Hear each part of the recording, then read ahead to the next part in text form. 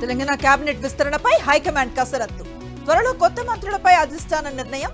ఉగాది లోపే ప్రకటించే అవకాశం. ఎస్ఎల్బీసీ టన్నెల్లో సహాయక చర్యలపై సీఎం రేవంత్ సమీక్ష.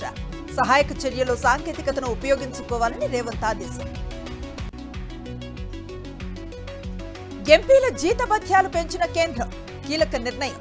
1,00,000 నుంచి 1,24,00,000కు పెంపు. దినసరి భత్యం 2,000 నుంచి 2,500కు పెంచుతూ ఉత్తర్వులు. తెలంగాణ హైకోర్టులో గ్రూప్ 1 అభ్యర్థుల పిటిషన్. గ్రూప్ 1 మెయిన్స్ రీవాల్యుయేషన్ జరిపించాలని డిమాండ్. మూల్యాంకన లోపభూయిష్టంగా జరిగిందన్న పిటిషనర్స్. ఫోన్ ట్యాపింగ్ కేసులో శ్రవణ్ రావుకు ఊరట. మధ్యంతర రక్షణ కల్పిస్తూ సుప్రీంకోర్టు ఆదేశం. ప్రకాశం జిల్లా త్రిపురాంతకం ఎంపీపీ పీఠం దక్కించుకునేందుకు టీడీపీ కుట్రలు. వైఎస్ఆర్సీపీ అభ్యర్థి ఆంజనేయ రెడ్డిపై అక్రమ కేసు నమోదు. కూటమి సర్కార్ రైతులను పట్టించుకోవటం లేదు. గిట్టుబాటు ధరను కల్పించడంలో పూర్తిగా విఫలమైందన్న వైఎస్ జగన్. ఎంఎంటీఎస్ లో యువతిపై అత్యాచార యత్నం ఘటన పట్ల ఎమ్మెల్సీ కవిత దిగ్భ్రాంతి. అధికారులతో ఫోన్లో మాట్లాడి యువతి ఆరోగ్య పరిస్థితిపై ఆరా.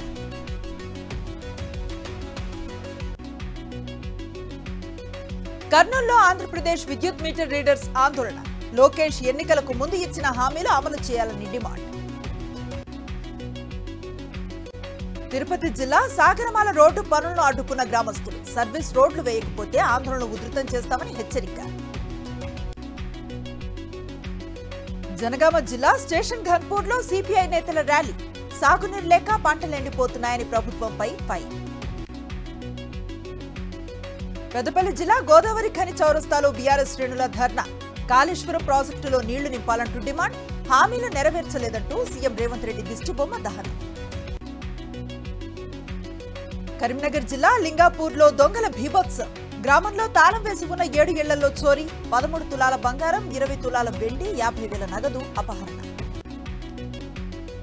హైదరాబాద్ లో అంతర్రాష్ట్ర గంజాయి ముఠా అరెస్ట్. 4 నిందితుల అరెస్ట్. 119 కేజీల గంజాయి సీజ్. టీటీడీ ధర్మకర్తల మండలి సమావేశంలో పలు కీలక నిర్ణయాలు. 5,258 కోట్ల రూపాయల 2025-26 బడ్జెట్కు బోర్డు ఆమోదం. కర్ణాటక బెళగావిలో బీజేపీ కార్యకర్తల నిరసన. హామీలు అమలు చేయాలంటూ సిద్ధరామయ్య సర్కార్కు వ్యతిరేకంగా నినాదాలు.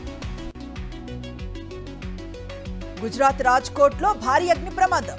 నిమ్కిన్ ఫ్యాక్టరీలో చెలరేగిన మంటలు. భయాందోళనలతో పరుగులు తీసిన కార్మికులు.